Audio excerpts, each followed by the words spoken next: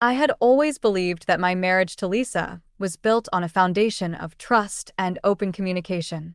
We were the couple everyone admired, the ones who seemed to navigate life's challenges with grace. We had our fair share of disagreements, but nothing that couldn't be resolved over a glass of wine or a late-night chat. Or so I thought. It was a rainy Saturday afternoon when the first cracks in my seemingly perfect life began to appear. Lisa had gone out for groceries, leaving me to tidy up the house. I had promised her I would tackle the clutter in our home office, an area that had become a dumping ground for everything from bills to books we intended to read but never did. As I sorted through the mess, I came across a small, worn leather-bound diary wedged between a stack of magazines and an old picture frame. Curiosity piqued. I picked it up and flipped it open. The pages were filled with Lisa's neat handwriting, looping and elegant. I thought about putting it back, respecting her privacy, but something compelled me to read a few entries. After all, what harm could it do? The first few pages were mundane: lists of groceries, reminders for upcoming events, and thoughts about our weekend plans.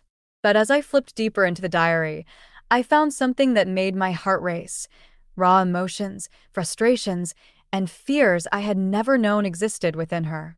I feel so alone sometimes. I love him, but it's like he doesn't see me anymore. He's always so focused on work and everything else. I'm just here. My stomach dropped. I couldn't believe what I was reading. I had no idea Lisa felt this way. I thought I was doing my best, juggling my job and our life together. I continued reading, desperate to understand more. He never notices when I'm upset. It's like I'm invisible. I wish he would just ask me if I'm okay, but he never does. I feel trapped. Each line felt like a punch to the gut. I read about her loneliness, her yearning for emotional connection, and her dissatisfaction with our marriage. My heart raced as I realized how oblivious I had been. I had always thought our relationship was solid, but here was evidence that I had failed to see the cracks forming beneath the surface. As I read further, my breath quickened.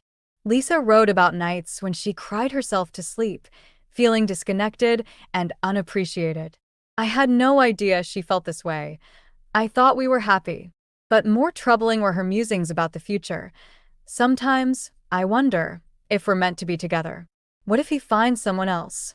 What if I find someone who understands me better? That line struck a nerve. My mind raced with images of her being unhappy and seeking solace elsewhere. I had always prided myself on being a good husband, but it seemed I had failed her in the most crucial ways. Then I came across a passage that froze me in my tracks. I've thought about leaving. I don't know if I can do this anymore. I deserve more. I felt the air leave my lungs. My hands shook as I read the words over and over, trying to comprehend the enormity of what I was discovering. How had I let it get this far? I had assumed that as long as we loved each other, we would be okay. But this was a wake-up call. Suddenly, I heard the front door open. Panic surged through me, and I quickly closed the diary, shoving it back into its hiding place before Lisa walked in. My heart raced as she entered the room, a bright smile on her face, oblivious to the storm brewing inside me. "Hey, love. I got your favorite snacks," she chirped, her voice light and cheerful. "Hey, Lisa," I replied, forcing a smile as I struggled to hide my turmoil. As she put away the groceries, I felt a whirlwind of emotions: anger, guilt, sadness, and confusion. How could she hide this from me? I was angry at myself for not noticing sooner, and at her for not opening up. We spent the afternoon together, and I tried to act normal, but every laugh, every tender moment felt like a facade. I kept replaying her words in my mind, and the more I thought about them, the more I felt the walls closing in around me. After dinner, as we sat on the couch watching a movie, my heart raced. I couldn't take it anymore. I had to confront her. "Lisa, can we talk?" I said, my voice shaky. "Of course. What's up?" she replied, her eyes wide with curiosity. I took a deep breath, steeling myself for the conversation. "I found your diary." Her expression shifted instantly, the warmth draining from her face. "You what?" I read some entries. I continued, my heart pounding. And I didn't know you felt this way about us. Silence hung in the air like a thick fog. Lisa looked down, avoiding my gaze, and I could see the color draining from her cheeks. I didn't want you to find out like this, she whispered. I was hoping to talk about it, but I didn't know how. Talk about what? The fact that you've been feeling trapped? That you're unhappy? My voice rose, frustration bubbling to the surface. Why didn't you say anything? I didn't want to hurt you, she replied, tears welling in her eyes. I thought things would get better. I thought if I wrote it down, I could process my feelings without dragging you into my mess. But you didn't give me a chance to help you. I had no idea you felt like this. I shouted, my emotions spilling over.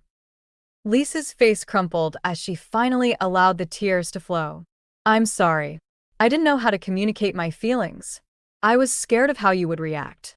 I ran my hands through my hair, pacing the room. You're scared of how I'd react? Look at me. I'm here, trying to understand. I love you, and I thought you loved me too. How can we fix this if you don't even tell me what's wrong? I do love you, but I also feel lost. I've been struggling with my own feelings, and I didn't know how to express them, she sobbed. I thought it would just go away on its own. We stood there in silence, the weight of our words heavy in the air. I felt anger and hurt clash with my love for her. But deep down, I knew this conversation could be a turning point. We could either let this tear us apart or use it to rebuild our relationship. Do you want to leave? I asked, my voice barely a whisper. Lisa shook her head vehemently, her eyes pleading with me. No, I don't want to leave. I want us to work through this. I just don't know how. I took a step closer, our eyes locking. Then let's talk about it. Let's go to counseling. We need help to navigate this together.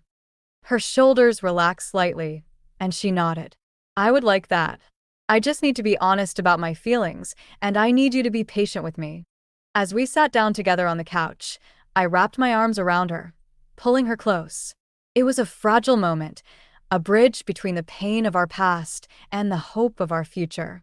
I realized that this confrontation, painful as it was, could be the catalyst for change. Over the next few weeks, we began attending couples counseling. Each session was emotionally charged, filled with revelations and discussions about our fears, expectations, and desires.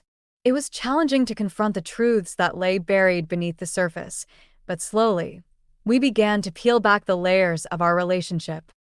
Through therapy, I learned to listen more actively, to ask the right questions, and to create a safe space for Lisa to express her feelings. She, in turn, worked on being more open and honest with me about her struggles. We shared more of our daily lives, and the emotional distance that had crept in began to fade. But even as we made progress, shadows of doubt lingered in my mind. I couldn't shake the feeling of betrayal I had felt when I read her diary. Was I ever truly enough for her? Would the emotional scars from that discovery ever heal? One evening, as we lay in bed, I decided to confront my lingering feelings. Lisa, do you ever think about the time you spent writing in that diary? How I found out about your doubts? I asked, my voice steady yet vulnerable. She sighed heavily, turning to face me. Ida. And I regret it so much. I never meant to hurt you. I just didn't know how to process my feelings. But it felt like you were hiding a part of yourself from me, I said, my heart racing. I want to be the person you come to when you're struggling, not the one you write about in secret. I know, she whispered. I've been trying to change that. I don't want to hide anything from you anymore. As we lay there, our hands intertwined, I felt a flicker of hope. Perhaps this was the beginning of a new chapter for us. One where we faced our challenges together, without fear or hesitation. Months passed, and while we still had our ups and downs, I could feel our connection deepening. We were learning to navigate our relationship with newfound understanding and compassion. Yet, I still had one lingering concern that gnawed at me. How do we move forward from the shadow of betrayal? One evening, as we were preparing dinner, I caught Lisa staring out the window, a pensive look on her face. I approached her, sensing that something was bothering her. What's on your mind? She hesitated before speaking. I've been thinking about that diary again. About everything I wrote. It's hard to let go of those feelings. I felt a pang of anxiety, but I knew this was an opportunity to address the issue head on. You can tell me anything, Lisa. It's okay to still feel lost sometimes. We're working on it together. She nodded slowly, her eyes glistening with unshed tears. I guess I'm just afraid that I'll fall back into those old patterns. I don't want to disappoint you again. I reached out, cupping her face in my hands. You won't disappoint me. We're in this together. Just promise me that you'll continue to communicate, even when it's hard. I promise, she said, her voice steady. I'm committed to working on myself and our relationship. I want to be the partner you deserve. In that moment, I realized how far we had come. We were still navigating the murky waters of our marriage, but we were doing it together, one conversation at a time. The road ahead would be challenging, but I felt a renewed sense of hope. Days turned into weeks, and we continued to foster open communication. Lisa began expressing her feelings more freely, sharing her insecurities and desires without fear of judgment. We created a safe space for each other, learning to support and uplift one another as we explored the depths of our emotions. One night, as we sat on the couch, I felt an overwhelming sense of gratitude. I looked at Lisa, her eyes bright with determination, and realized that we had weathered the storm together. The dark clouds of doubt had begun to lift, revealing a brighter future ahead. Thank you for sticking with me, I said, my voice filled with emotion. I know it hasn't been easy, but I appreciate you more than you know. She smiled softly, reaching for my hand. I couldn't give up on us. We're worth fighting for. And in that moment, I understood the true meaning of love. It wasn't just about the good times. It was about standing by each other through the hardships, learning and growing together. As we continued to build our relationship, I realized that the discovery of Lisa's diary had been a turning point, a catalyst for growth. While the path had been rocky, it had ultimately led us to a deeper understanding of one another. We were no longer just two individuals navigating life separately. We were a team, committed to facing the challenges together. With each passing day, we grew closer, learning to communicate our needs and desires openly. The scars of the past began to heal, replaced by a newfound trust and intimacy. I knew we would face obstacles in the future, but for the first time in a long time, I felt confident in our ability to overcome them together. In the end, it wasn't just a diary that changed everything.